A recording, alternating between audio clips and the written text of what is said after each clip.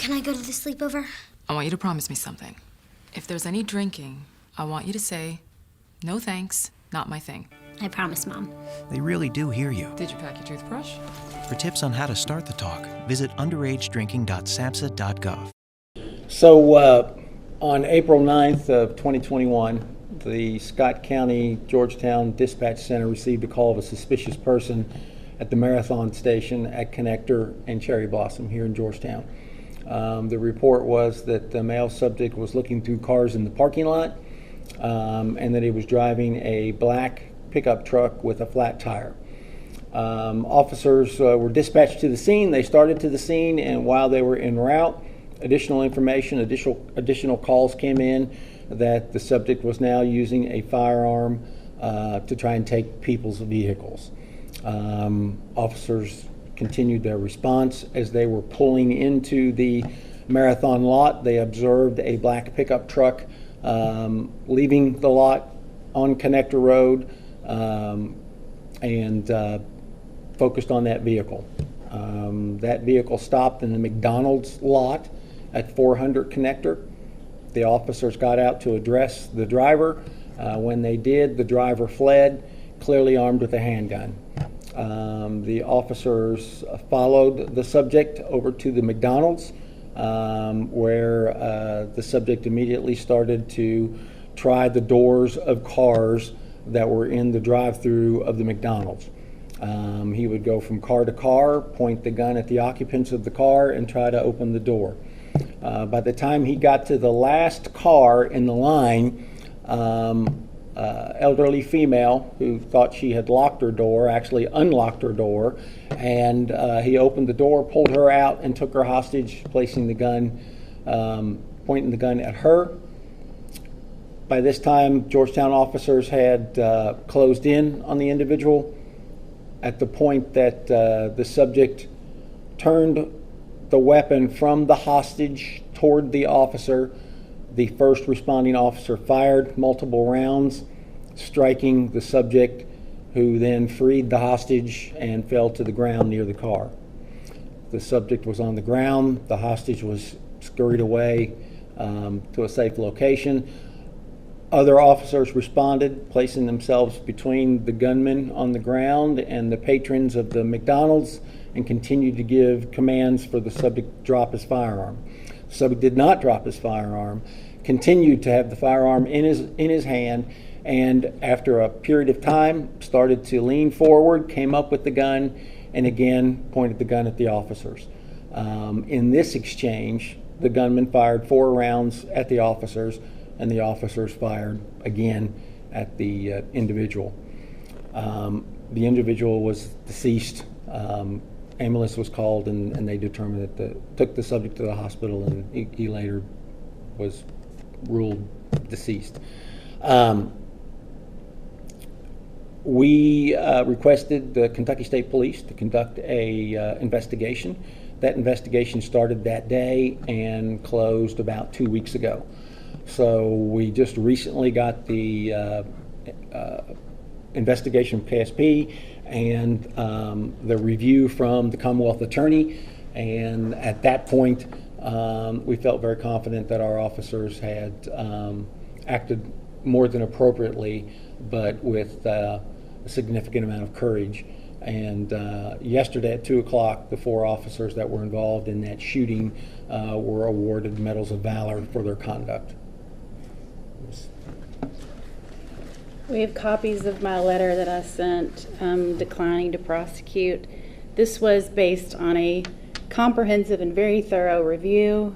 We worked very closely with KSP. They brought me their original investigation. I had multiple requests for additional information. We reviewed that. I can answer any specific questions you may have, but we reviewed all of the body cams, we reviewed photographs, we reviewed videos taken by citizens posted on social media, read through transcripts of every witness interview.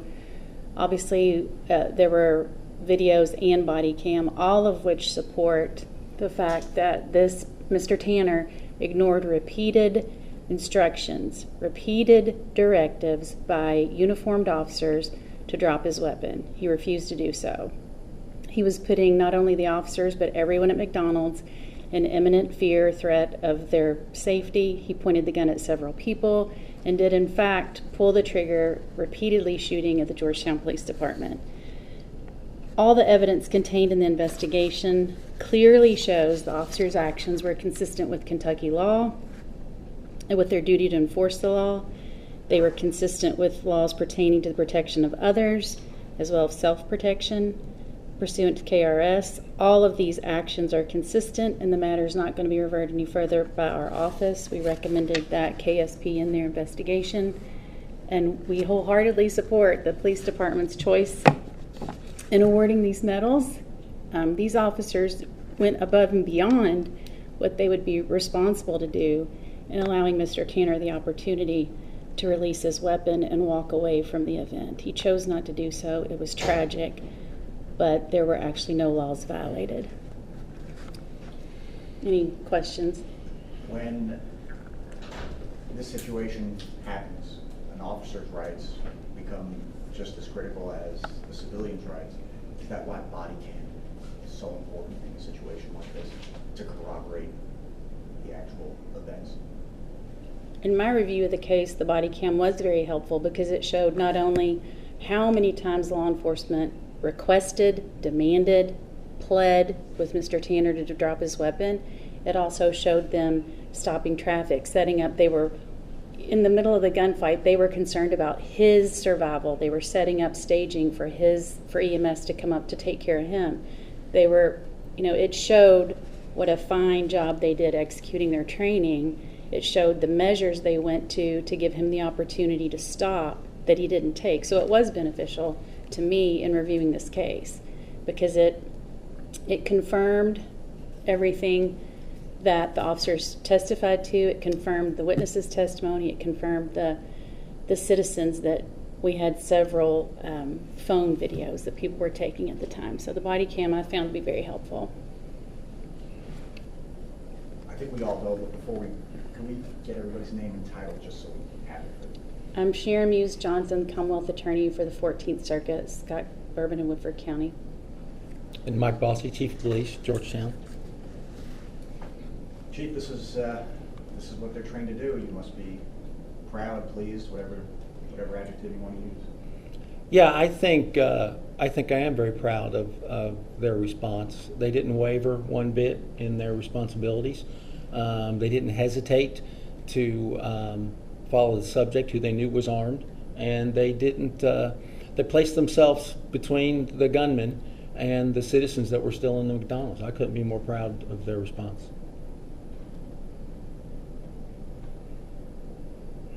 Do you find that people have a better appreciation of law enforcement since everything we've been going through with Floyd County?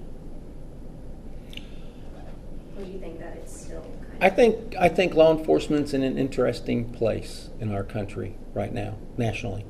And I think that we're seeing a lot of retention and recruitment issues in agencies across the country. And I think we have to be careful of that. I think the health of your community is often reflected by the support that your law enforcement feels. And I can tell you in Georgetown, we feel a great deal of support from the community. The hostage who was held at gunpoint, any idea how that person is doing? I mean, I would imagine there's some PTSD involved in that kind of scenario. I have not had contact with the individual. We did originally because actually some of the rounds that we fired were through her vehicle, and her vehicle was damaged, and the city was very conscious of that and actually replaced the vehicle at the vehicle's value, something they didn't have to do. So, the city of Lexington has been using flock cameras to help solve crime. Is this something that you guys might consider in the future since it's been working so well, or so they say? We've already got block cameras in Georgetown. We use them on a fairly regular basis, and it ties us to Lexington, Louisville, and other communities. And yes, they are very helpful in fighting crime. When you have tactics meetings or training, can pulling this footage, whether it's eyewitness or body cam, be something you use going forward as an example of how to? Yeah, absolutely.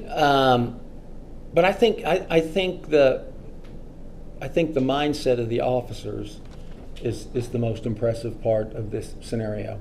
They knew the guy had a gun, and they never wavered in chasing him and yelling at him to drop the gun. And then when rounds were fired, they maintained their positions between the citizens and the gunmen, and did what they had to do. Can we talk to the officers, or do you want them to? You know, that's a very personal thing. Of course, we don't have them here, and I don't know that because it's a difficult thing that they've gone through, and I don't know that any of them would want that. So let's talk about that for just a moment. Is there counseling for the officers, because an individual was killed in this process? So how do you handle that, and how did that handle that internally? Right. We immediately, on the day of the shooting, began to look at our officers' well-being and contacted our chaplain to come in, talk to the officers, which he did, and also Lexington's post team came in and talked to the officers on the day of the shooting. Every one of the officers involved in the shooting has been through the state PCIS seminars that are conducted for the mental health of officers that are involved in traumatic events like this. So within the past year and a half, every single one of them have gone through that seminar. So yes, absolutely, their mental health is very much a part of this process. Counselor, what were the awards again that they were presenting? The awards? medals? It was the Medal of Medal of Valor. Valor. Medal of Valor, okay. Mhm. And it was for two of them? All Four. four. Four officers.